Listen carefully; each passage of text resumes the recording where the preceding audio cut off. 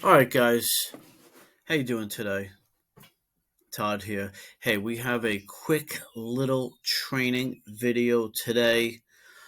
Today I want to go over some basic things. Just let me share my screen here. I'm going to start really quickly with documents.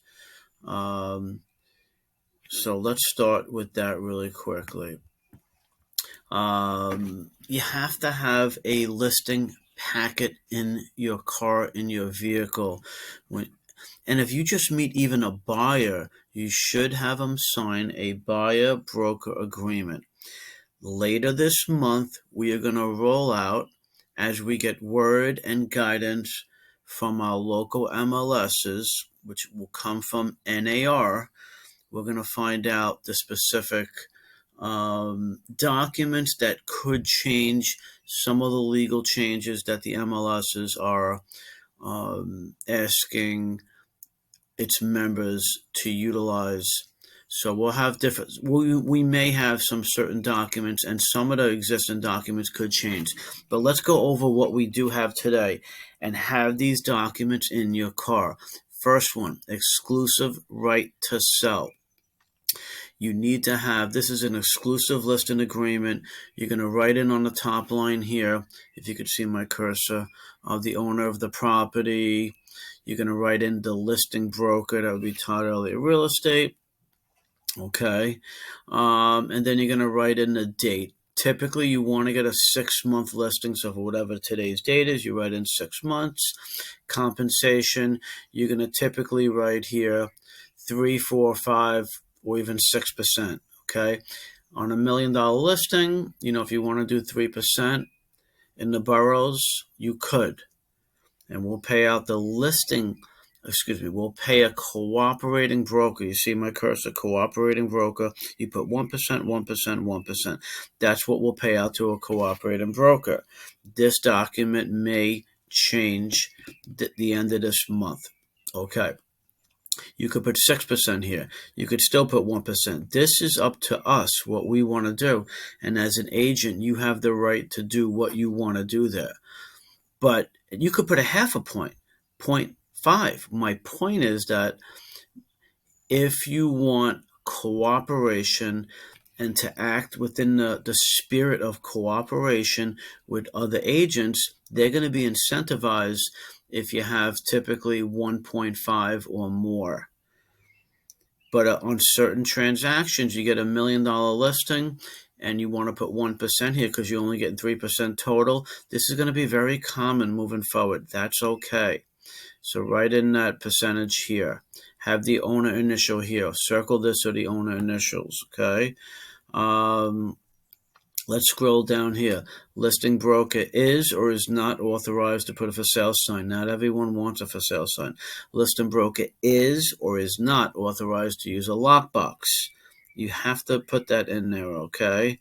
This, I always scratch this out because we're not renting the property.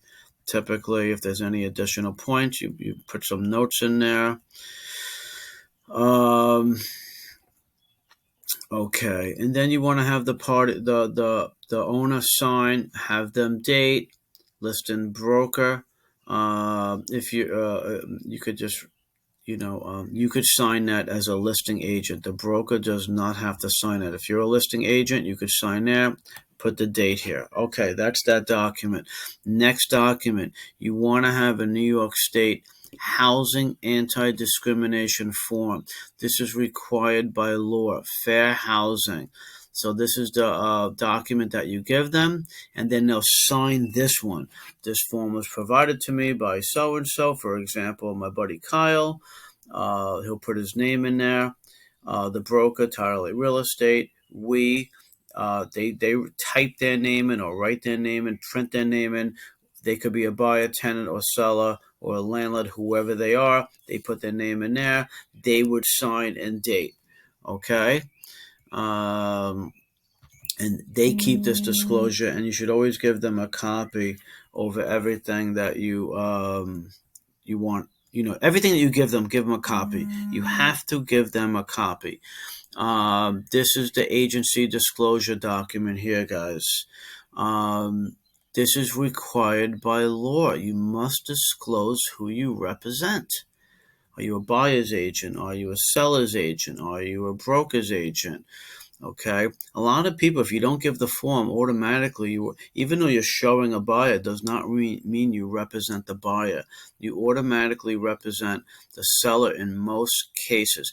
I always type in here. So, for example, this form was provided me by, again, we're going to use Kyle, or we're going to use the lovely Simone of Tardelli Real Estate. It could be Jeffrey Lai, and you're going to write in here dual agent. The reason why you put dual agent, this document could change, but this is today.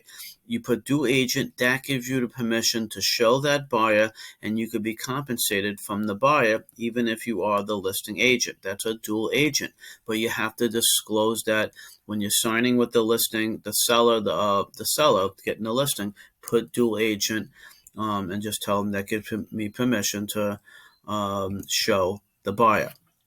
And have the signature here, buyer, seller, okay? Next thing is lead paint. Again, any home built prior to 1978 had lead paint. Have seller's name, property address. You could fill that out. The seller's disclosure is here. So if you're going to see here, I'm pointing with my finger like you can see my finger, but let me use this the little cursor here better. Now, the sellers will initial here, and they'll initial here in B. Hopefully, they have no knowledge of lead-based paint. This is the most common where the cursor is here. Okay?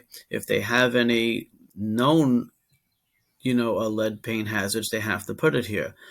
And that will create some more items and issues that have to be handled. Typically, we're going to put seller has no knowledge. In B, they're going to initial B. Seller typically will have no reports of lead paint. If they have reports, they have to click here. Purchaser, this will go to the attorneys, and they'll do that when the time comes. If they have a buyer's agent, or if you're showing them, then they would have to sign here. Agent will sign here. The agent will initial here, Agent will sign and date. Seller or purchaser, whoever you're giving this document to, they will sign and date there.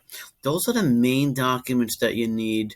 Just the core basic ones. You may get a property disclosure document as well.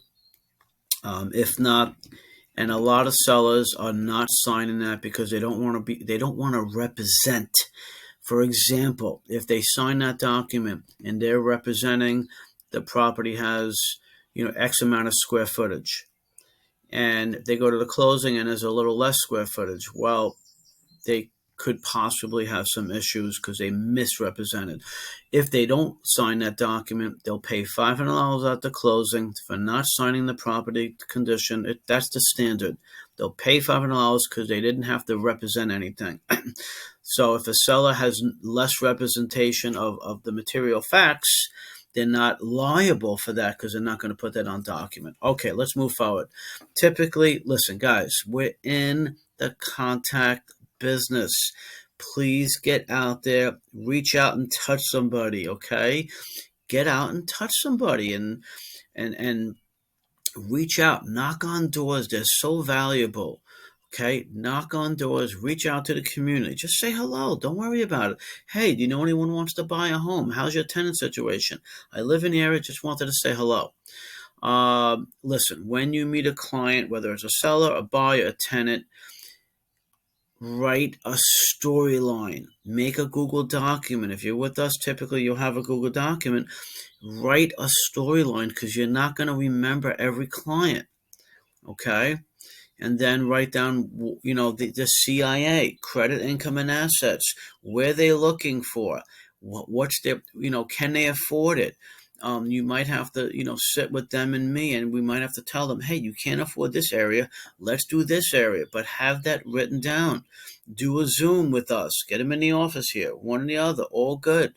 Let's get them approved for a mortgage, okay? With the approval,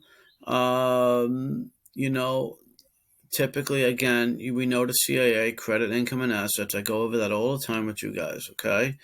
Have them have their team ready. Once they're pre-approved and or during the pre-approval process, guys, have them get their team ready. Their team includes an attorney. we could recommend a multiple. Typically you want to recommend 3 attorneys. Anyone you want to recommend, try and recommend 3.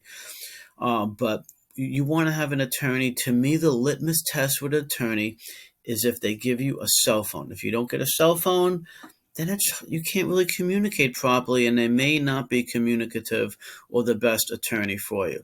The next thing is a home inspector. Have them have a home inspector ready, because once you get an accepted offer, and you have to do the home inspection right away. Do not wait. Some realtors, believe it or not, even one in my office was waiting for the contracts. No, get the home inspection done immediately.